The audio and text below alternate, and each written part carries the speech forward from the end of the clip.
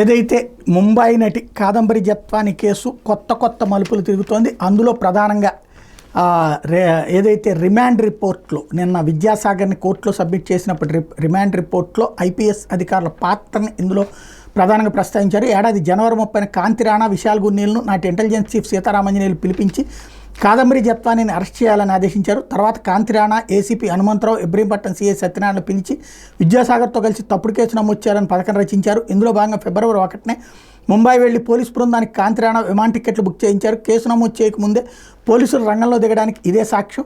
వైకాపా నాయకుడు కుక్కల విద్యాసాగర్ ఫోర్జరీ ఒప్పంద పత్రాన్ని సృష్టించి అది కాదంబరి జత్వాని తయారు చేయించిందని కట్టుకదల్లారు. కాదంబరి హైదరాబాద్లో మోడలింగ్ చేసే సమయంలో విద్యాసాగర్ ఆమెకు పరిచయం అయ్యారు. తనను పెళ్లి చేసుకోవాలని నిందితుడు ప్రతిపాదించగా ఆమె 2015లోని తిరస్కరించారు. దీంతో విద్యాసాగర్ కాదంబరిపై తప్పుడు ఆరోపణలు చేస్తూ ఆమె ఫోన్కి నగర చిత్రాలను పంపిస్తూ వేధించేవారు.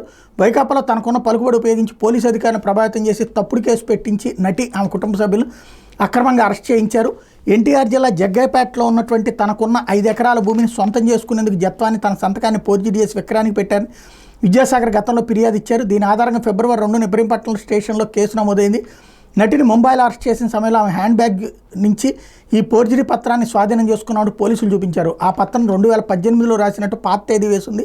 కానీ అందులో కాదంబరి చిరునామా మాత్రం కొత్తది రాశారు. స్టాంప్ పేపర్ కాదంబరి తయారు చేయించారని ఫిర్యాదులో పేర్కొన్నారు. ఆమె చేయిస్తే అందులో తన సంతకం చేయకుండా ఎలా ఉంటారు?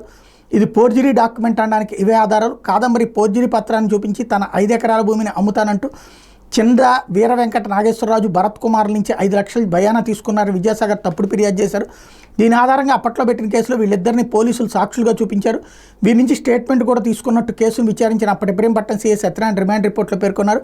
ఆ సాక్షులను తిరిగి ఇప్పుడు విచారిస్తే తాము సీఐ వద్ద స్టేట్మెంట్ ఇవ్వలేదని, భూమిని కొనేందుకు జత్వానికి 5 లక్షల బయానా ఇవ్వలేదని, అసలు తాము ఎప్పుడు జత్వానిని చూడనే లేదని తేల్చి చెప్పారు.